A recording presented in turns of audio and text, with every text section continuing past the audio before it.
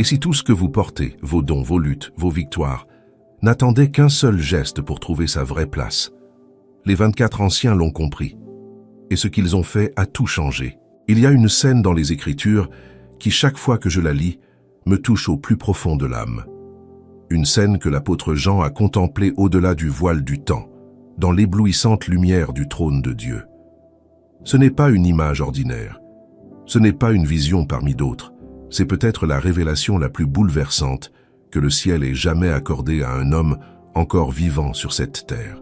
Jean voit 24 anciens, des êtres vénérables, couronnés, assis sur des trônes, des figures de gloire et d'autorité, revêtus de blanc, portant sur leur tête des couronnes d'or. Et voici ce qu'ils contemplent. Ces anciens se lèvent, se prosternent devant celui qui est assis sur le trône, et jettent leurs couronnes devant lui. Ils ne gardent rien, ils ne revendiquent rien. Ils abandonnent tout ce qu'ils ont reçu, tout ce qu'ils portent, aux pieds de l'agneau. Avez-vous déjà réfléchi à ce que cela signifie pour vous aujourd'hui dans votre vie? Cette scène n'est pas simplement un détail prophétique, elle est un miroir tendu devant chaque âme qui cherche sincèrement Dieu. Elle nous pose une question que nous n'osons pas toujours formuler. Qu'est-ce que nous gardons pour nous-mêmes, alors que tout appartient à lui? Charles Spurgeon, ce grand serviteur de Dieu que l'on a surnommé le prince de la prédication, disait avec une conviction qui traversait les murs de son tabernacle bondé: la couronne que Christ porte, il l'a gagnée par sa souffrance. Et si nous portons la nôtre, c'est uniquement parce qu'il nous l'a accordée par grâce. Ces mots ne sont pas de la théologie abstraite. Ce sont des paroles qui brûlent comme des braises dans l'obscurité. Spurgeon comprenait quelque chose que beaucoup de chrétiens peinent à saisir. Nous n'avons rien qui ne nous ait été donné. L'apôtre Paul l'avait déjà écrit avec une clarté désarmante dans sa première lettre aux Corinthiens, au 4e chapitre. « Qu'as-tu que tu n'aies reçu? Et si tu l'as reçu, pourquoi te glorifies-tu comme si tu ne l'avais pas reçu ?» Cette question mérite d'être portée longtemps dans le cœur, en silence, comme une lampe que l'on tient dans la nuit. Les 24 anciens l'ont compris. Et dans ce geste de jeter leur couronne, il n'y a ni humiliation, ni perte, ni résignation. Il y a quelque chose de bien plus grand, la libération absolue de l'ego, la reconnaissance joyeuse que la gloire ne peut appartenir qu'à un seul. Ce geste est un acte d'adoration pure, sans calcul, sans condition, sans attente de retour. Combien d'entre nous adorent encore avec des arrière-pensées? Combien offrent à Dieu leur louange le dimanche, mais gardent jalousement la maîtrise de leurs plans, de leurs ambitions, de leurs affections en semaine? Nous avons appris à séparer ce que Dieu a voulu unir, la vie de foi et la vie ordinaire. Nous lui donnons une heure et nous réclamons le reste. Mais l'agneau, lui, a tout donné. C'est dans le livre de l'Apocalypse, au chapitre 4, que Jean décrit cette scène avec une précision qui force le recueillement. Les anciens disent, en jetant leur couronne, « Tu es digne, ô Seigneur notre Dieu, de recevoir la gloire, l'honneur et la puissance. » Pas une partie de la gloire, pas une portion de l'honneur, tout, sans réserve, sans exception. C'est cela, l'adoration véritable. Spurgeon insistait là-dessus lors de ses prédications au Metropolitan Tabernacle, devant des milliers d'âmes attentives. L'adoration qui ne coûte rien à l'adorateur ne vaut rien pour Dieu. Et il avait raison. Ce que les anciens jettent devant le trône, ce n'est pas de la monnaie symbolique, ce sont leurs couronnes, le signe même de leur dignité, le symbole de leur règne, et ils le déposent avec joie. Peut-être que ce matin ou ce soir, en écoutant ces mots, quelque chose remue en vous. Peut-être y a-t-il dans votre vie une couronne que vous n'avez pas encore jetée, une fierté, une blessure que vous refusez de lâcher, un projet que vous n'avez pas encore remis entre les mains de Dieu, une relation que vous tentez de contrôler à la place de la confier. Ce message n'est pas là pour vous condamner. Il est là pour vous inviter à regarder le trône, à contempler l'agneau et à découvrir que la vraie liberté commence précisément au moment où vous cessez de tout serrer dans vos mains. Si ce que vous entendez aujourd'hui touche votre cœur et éclaire votre chemin spirituel, je vous invite à vous abonner à cette chaîne. Chaque semaine, nous plongeons ensemble dans la parole de Dieu pour en extraire la lumière dont nos vies ont besoin. Et si vous désirez approfondir votre intimité avec Dieu, je vous encourage à découvrir notre livre 21 jours pour restaurer votre intimité avec Dieu, disponible dans le lien du premier commentaire épinglé. Il a été écrit pour vous, pour ces moments où l'âme a soif et cherche le chemin du retour. Pour comprendre ce que les 24 anciens ont fait devant le trône, il faut d'abord comprendre ce qu'ils portaient. Ces couronnes n'étaient pas des ornements vides. Elles n'étaient pas de simples accessoires posés sur leur tête pour la beauté du spectacle céleste. Dans le langage de l'Écriture, la couronne représente la victoire acquise, la récompense méritée, l'autorité reconnue. Ce que les anciens portaient, c'était le fruit de leur fidélité. Et pourtant, ils l'ont déposé. Il y a quelque chose de profondément contre-intuitif dans ce geste. Dans notre monde, on garde ce que l'on a gagné. On protège ce que l'on a mérité. On défend ce que l'on a construit. C'est la logique humaine, celle qui gouverne nos carrières, nos relations, nos ambitions. Mais dans la salle du trône de Dieu, une autre logique règne. Une logique que la raison seule ne peut pas saisir et que seul le cœur transformé par la grâce commence à comprendre. L'apôtre Pierre l'a écrit avec une simplicité bouleversante dans sa première épître au 5e chapitre. « Humiliez-vous sous la puissante main de Dieu, afin qu'il vous élève au temps convenable. » Il ne dit pas « réclamez ce qui vous revient ». Il ne dit pas « défendez votre place ». Il dit « humiliez-vous, déposez, faites confiance à la main qui tient toutes choses. » Et c'est exactement ce que font les anciens devant le trône. Ce geste de jeter les couronnes n'est pas un effacement de soi. C'est une reconnaissance que tout ce qui brille en nous ne brille que parce que la lumière de Dieu l'a traversé. Vous pouvez avoir reçu des dons extraordinaires. Vous pouvez avoir traversé des épreuves qui vous ont forgé. Vous pouvez avoir accompli de grandes choses dans le nom du Seigneur. Mais tout cela, absolument tout cela, trouve sa source en lui et doit revenir à lui. Pensez à l'apôtre Paul, cet homme qui avait tout pour se glorifier selon la chair. Né de la tribu de Benjamin, pharisien accompli, zélateur de la loi, respecté parmi les siens. Et pourtant, écoutez ce qu'il dit dans la lettre aux Philippiens, au 3e chapitre. « Toutes ces choses que j'ai considérées comme un gain, je les ai regardées comme une perte à cause de Christ. » Ça n'est pas de la fausse modestie, c'est une vision transformée. C'est un regard qui a contemplé quelque chose de si grand que tout le reste a pâli à côté. Voilà ce qui se passe dans la salle du trône. Les anciens ont vu l'agneau, et quand on voit vraiment l'agneau, on ne peut plus tenir ses couronnes avec les mêmes mains. Elles deviennent trop lourdes à porter seules, ou plutôt, elles deviennent trop précieuses pour rester sur une tête humaine. Elles appartiennent à celui qui est digne de toute gloire. Mais revenons à nous, à notre quotidien, à nos vies concrètes, avec leurs réussites et leurs peines. Il y a des couronnes que nous portons sans même nous en rendre compte. La couronne de l'opinion des autres, que nous protégeons à tout prix. La couronne de notre réputation dans l'Église, que nous soignons avec un soin presque religieux. La couronne de nos certitudes théologiques, que nous brandissons parfois comme une arme plutôt que comme un flambeau. Ces couronnes-là ne sont pas mauvaises en elles-mêmes, mais elles deviennent des idoles dès le moment où nous refusons de les poser aux pieds de l'agneau. Dès le moment où nous les tenons plus haut que sa gloire. Dès le moment où elles définissent notre identité davantage que notre relation avec lui. Jésus lui-même, dans l'évangile de Jean au 12e chapitre, a dit ces mots qui devraient habiter nos cœurs. Si le grain de blé qui est tombé en terre ne meurt pas, il reste seul. Mais s'il meurt, il porte beaucoup de fruits. La mort du grain, c'est ce moment précis où l'on lâche prise, où l'on cesse de se cramponner à ce que l'on a reçu pour le confier entièrement à celui qui peut en faire quelque chose d'infiniment plus grand. Il y a une liberté extraordinaire dans ce lâcher-prise, une paix que le monde ne connaît pas et ne peut pas donner. Quand vous cessez de porter vos couronnes tout seul, quand vous les déposez avec foi devant le trône, quelque chose se dénoue dans l'âme. Une tension disparaît, un poids s'envole. Vous découvrez que vous n'étiez pas fait pour tenir la gloire.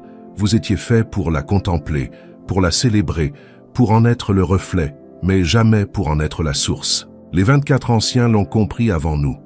Et dans leurs gestes, il y a une invitation silencieuse qui traverse les siècles et arrive jusqu'à votre cœur aujourd'hui. Dépose ta couronne. Non pas parce que tu ne vaux rien, mais parce que tu vaux tellement plus que ce que tes couronnes peuvent exprimer. Ta vraie dignité n'est pas dans ce que tu portes. Elle est dans le fait que tu as été appelé à te tenir devant le trône du Dieu vivant. Laissez cette vérité descendre doucement en vous, comme la pluie pénètre la terre sèche. Et dans la prochaine partie, nous allons voir ce qui se passe après que les couronnes sont jetées. car ce que Dieu fait de ce que nous lui offrons dépasse tout ce que nous pourrions imaginer. Nous nous sommes arrêtés sur ce geste bouleversant des anciens qui déposent leur couronne. Mais maintenant, posons la question que le cœur humain pose naturellement. Et après, que se passe-t-il quand on lâche ce que l'on tenait si fort? Est-ce que Dieu reçoit ces couronnes dans l'indifférence? Est-ce qu'il les range quelque part, oubliées dans un coin de l'éternité? Non, absolument non. Ce que Dieu fait de ce que nous lui offrons révèle quelque chose de sa nature même. L'Écriture ne nous laisse pas dans le vague. Dans le livre de l'Apocalypse, immédiatement après que les anciens ont jeté leur couronne, une louange s'élève. Une louange qui n'est pas une récompense accordée en échange d'un service rendu, mais une réponse naturelle à la reconnaissance d'une vérité éternelle. Les anciens chantent « Tu es digne, ô Seigneur notre Dieu, de recevoir la gloire, l'honneur et la puissance, car c'est toi qui as créé toutes choses. » Ce chant n'est pas contraint. Il jaillit. Il y a une leçon profonde ici que nous devons saisir. Quand nous déposons quelque chose devant Dieu, nous n'entrons pas dans un silence vide. Nous entrons dans une louange plus grande. Nous découvrons que ce que nous pensions perdre était en réalité ce qui nous empêchait de chanter vraiment. Nos mains fermées sur nos couronnes ne pouvaient pas s'ouvrir pour l'adoration. Mais les mains vides, elles, sont libres de se lever vers le ciel. Le prophète Ésaïe avait déjà entrevu cette réalité dans un langage d'une beauté saisissante. Au chapitre 43, Dieu parle ainsi à son peuple. « Ne te souviens plus des choses passées et ne pense plus aux choses anciennes. Voici, je vais faire une chose nouvelle. » La chose nouvelle que Dieu promet, elle ne peut germer que dans un terrain dégagé. Elle ne peut fleurir que là où l'ancien a été lynché avec confiance. Combien de chrétiens attendent une chose nouvelle de Dieu tout en serrant de toute leur force les vieilles choses? Combien prient pour une percée spirituelle tout en refusant de lâcher les habitudes, les rancœurs, les certitudes confortables qui étouffent la nouveauté de Dieu? L'Esprit ne peut pas remplir ce qui est déjà plein. La grâce ne peut pas transformer ce qui refuse de bouger. Pensez à Abraham. Dieu lui avait donné Isaac, le fils de la promesse, celui pour lequel il avait attendu 25 longues années. Et puis un jour, Dieu lui demande de le déposer sur l'autel. Cette demande semble incompréhensible, elle semble même cruelle à une oreille humaine. Mais Abraham, dans sa foi, obéit, et à l'instant précis où il lève son bras, Dieu intervient.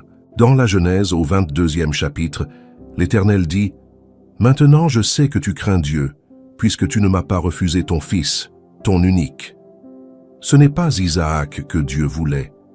C'est la confiance d'Abraham qu'il cherchait. Ce n'est pas votre talent, votre ministère, votre réputation que Dieu réclame quand il vous invite à déposer vos couronnes. C'est votre cœur, votre confiance absolue, votre foi qui dit « Même si je ne comprends pas, même si cela me coûte tout, tu es digne. » Et remarquez ce qui se passe après le geste d'Abraham. Dieu ne le laisse pas les mains vides. Il lui montre un bélier. Il renouvelle sa promesse avec une solennité encore plus grande qu'auparavant. Quand nous déposons devant Dieu ce qui nous est le plus précieux, il ne nous abandonne pas dans le vide. Il remplit cet espace avec sa propre présence, et cette présence vaut infiniment plus que tout ce que nous avions. C'est le paradoxe du royaume. Perdre pour gagner, donner pour recevoir, mourir pour vivre. Jésus l'a enseigné, il l'a vécu, il l'a incarné jusqu'au bout. Dans l'évangile de Matthieu, au 16 chapitre, il dit avec une clarté qui ne laisse aucune ambiguïté, « Car celui qui voudra sauver sa vie la perdra, mais celui qui perdra sa vie à cause de moi la trouvera. » Cette parole n'est pas une métaphore poétique, c'est une loi spirituelle gravée dans la réalité de l'univers que Dieu a créé. Les 24 anciens ne sont pas des êtres qui ont tout perdu, ce sont des êtres qui ont tout trouvé. En déposant leur couronne, ils n'ont pas diminué. Ils ont été pleinement révélés dans leur vocation éternelle, non pas des porteurs de couronne, mais des adorateurs du Dieu vivant. Et c'est là leur plus grande gloire, non pas ce qu'ils portaient, mais devant qui ils se prosternaient. Cette réalité doit transformer notre manière de comprendre la réussite, le service et même la souffrance. Chaque fois que vous traversez une saison de perte, chaque fois que quelque chose que vous chérissiez vous échappe des mains, rappelez-vous, Dieu travaille peut-être à vider vos mains pour les préparer à recevoir quelque chose qu'aucune couronne humaine ne pourrait contenir. La question qui s'impose à nous, au terme de cette réflexion n'est pas théorique. Elle est terriblement concrète. Qu'est-ce que vous tenez encore? Qu'est-ce que vous n'avez pas encore osé poser au pied de l'agneau? Et la réponse à cette question peut changer le cours de votre vie spirituelle. Nous allons continuer à creuser cette vérité parce qu'il y a encore tant à découvrir dans ce que cette scène céleste veut nous dire. Nous avons vu que déposer ces couronnes ouvre la porte à quelque chose de plus grand. Mais maintenant, il faut regarder en face une réalité que beaucoup évitent. Pourquoi est-ce si difficile? Pourquoi ce geste des anciens, si beau à contempler de loin, devient-il si douloureux lorsque c'est notre propre vie qui est en jeu? Pourquoi résistons-nous à une adoration qui nous libère?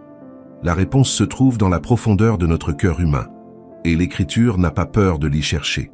Depuis le Jardin d'Éden, l'être humain porte une blessure fondamentale, le désir d'être le centre, non pas par malice, mais par peur. La peur de n'être rien si l'on donne tout, la peur de disparaître si l'on cesse de tenir, la peur que Dieu ne soit pas suffisant pour remplir le vide que laisserait notre lâcher-prise. Cette peur est ancienne, elle est profonde, et elle est précisément ce que la croix de Christ est venue guérir. Car regardez ce que l'agneau a fait.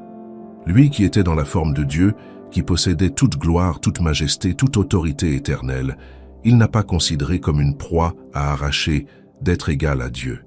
L'apôtre Paul l'exprime dans la lettre aux Philippiens, au 2e chapitre, avec des mots qui devraient nous arrêter dans notre course. Il s'est dépouillé lui-même, en prenant une forme de serviteur, en devenant semblable aux hommes. L'agneau a déposé sa couronne de gloire avant même que les anciens déposent la leur. C'est là le fondement de tout. Ce n'est pas une théorie morale que Dieu nous impose du haut de son trône. C'est un chemin qu'il a lui-même parcouru avant de nous y inviter. Le Fils éternel a renoncé à l'exercice de ses prérogatives divines, non par contrainte, mais par amour. Et c'est cet amour-là qui rend possible pour nous de faire de même. On ne peut pas se dépouiller par effort de volonté. On ne peut se dépouiller que par amour. Alors la vraie question devient, aimez-vous l'agneau suffisamment pour lâcher vos couronnes? Pas par discipline religieuse, pas par culpabilité, pas par peur du jugement, mais parce que vous avez contemplé ce qu'il a fait pour vous, et que cette contemplation a changé ce que vous désirez au fond de votre âme. Il y a une femme dans l'évangile de Luc au 7e chapitre, dont le geste illustre parfaitement cette réalité. Elle entre dans la maison d'un pharisien, là où Jésus est à table. Elle apporte un vase d'albâtre rempli d'un parfum précieux, et elle brise le vase. Elle répand tout le parfum sur les pieds de Jésus, les arrosant de ses larmes et les essuyant de ses cheveux. Les convives sont scandalisés. Mais Jésus dit, « Ses nombreux péchés ont été pardonnés. C'est pour cela qu'elle a témoigné beaucoup d'amour. » Elle n'a pas calculé, elle n'a pas mesuré, elle a tout donné parce qu'elle avait tout reçu. Voilà le secret de l'adoration véritable. Elle ne naît pas d'une obligation, mais d'une rencontre. Elle ne jaillit pas d'une règle, mais d'une grâce reçue au plus profond de soi. Quand vous savez de quelle profondeur vous avez été relevé, vous ne comptez plus ce que vous déposez. Mais il y a un obstacle supplémentaire dont il faut parler honnêtement, l'attachement au résultat de notre service. Nous travaillons pour Dieu, parfois durement, fidèlement, pendant des années, et nous finissons par nous identifier à ce que nous faisons pour lui. Notre ministère devient notre couronne, notre engagement devient notre identité. Et quand Dieu touche à cela, quand il réoriente notre service ou fait de l'ombre à notre rayonnement, nous résistons. Le psalmiste avait compris ce danger. Dans le psaume 62, il écrit « Mon âme, repose-toi en Dieu seul. Pas en Dieu est ton ministère, pas en Dieu est ta réputation, pas en Dieu est tes années de fidélité. En Dieu seul. » Ce « seul » est l'un des mots les plus exigeants de toute l'Écriture.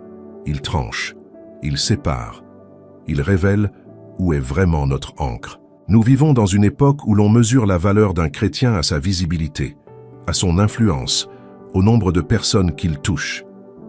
Et cette pression entre subtilement dans nos cœurs, même dans nos moments de prière. Nous voulons être utiles, nous voulons être vus, nous voulons laisser une trace. Ce désir n'est pas forcément mauvais, mais il doit être purifié.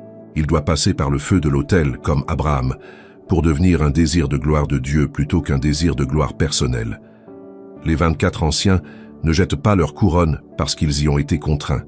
Ils les jettent parce qu'en présence de l'agneau, aucune couronne ne semble digne d'être gardée. C'est cela la sainteté transformante de la présence de Dieu. Elle ne nous écrase pas, elle nous révèle. Elle ne nous humilie pas pour nous détruire. Elle nous libère pour nous élever là où aucune couronne terrestre n'aurait pu nous conduire. Alors, si votre cœur résiste aujourd'hui, ne vous condamnez pas. Mais demandez à Dieu de vous donner une nouvelle vision de l'agneau. Car c'est toujours la vision qui précède l'abandon, c'est toujours la contemplation qui précède l'adoration, et c'est toujours l'amour reçu qui rend possible l'amour offert. Nous approchons du cœur de cette révélation, et la prochaine partie nous conduira encore plus loin dans ce que signifie vivre une vie entièrement tournée vers le trône. Nous avons parcouru un chemin ensemble. Nous avons contemplé les anciens, compris le poids de leur couronne, découvert pourquoi il est si difficile de les lâcher, et vu que c'est toujours la vision de l'agneau qui rend l'abandon possible. Maintenant, il nous faut aller plus loin encore. Il nous faut regarder ce que signifie concrètement vivre une vie orientée vers le trône. Car la foi chrétienne n'est pas une belle contemplation réservée au moment de culte. Elle est une manière d'habiter chaque jour, chaque décision, chaque relation. Vivre orienté vers le trône, ce n'est pas vivre la tête dans les nuages, déconnecté des réalités du monde. C'est précisément le contraire. C'est vivre avec une clarté que le monde ne possède pas. Parce que vous savez d'où vient votre valeur et où va votre existence. Quand le trône est votre point de référence, les choses de cette terre trouvent leur juste proportion. Elles ne disparaissent pas, elles ne deviennent pas indifférentes, mais elles ne gouvernent plus votre âme.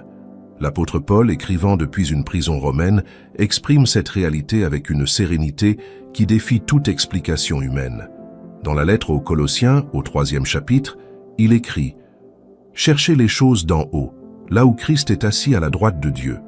Pensez aux choses d'en haut, et non à celles qui sont sur la terre. » Remarquez qu'il ne dit pas « ignorez la terre ». Il dit « cherchez d'en haut ».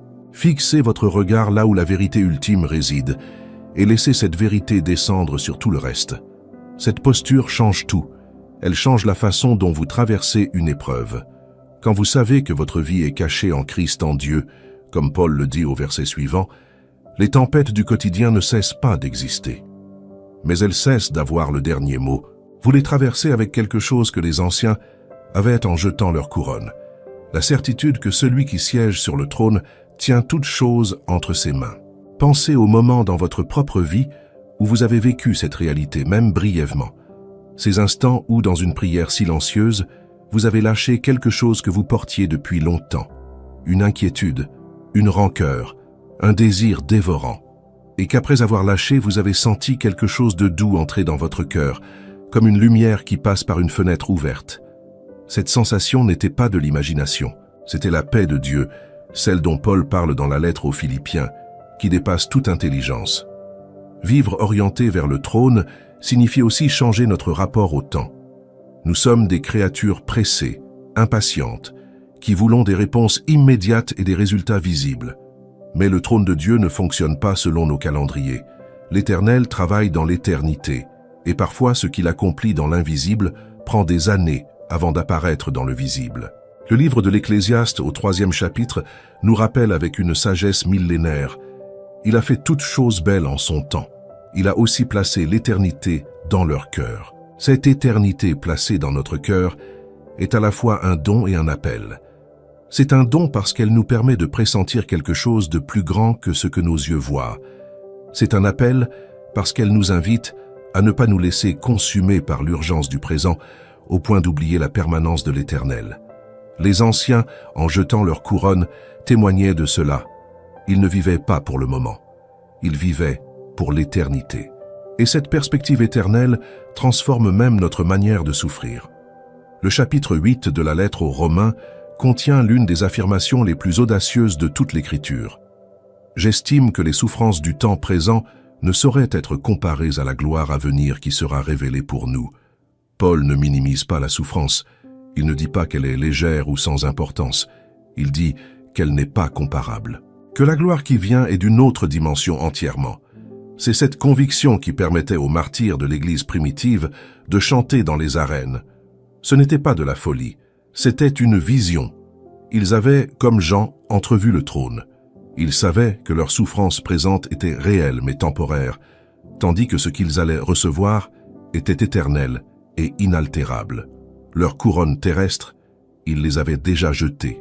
Et dans ce geste, ils avaient retrouvé une liberté que leurs persécuteurs ne pouvaient ni comprendre ni leur ôter.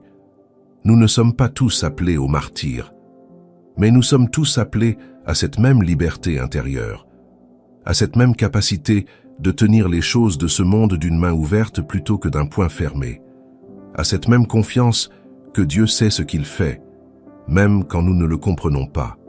Et cette liberté n'est pas réservée à une élite spirituelle.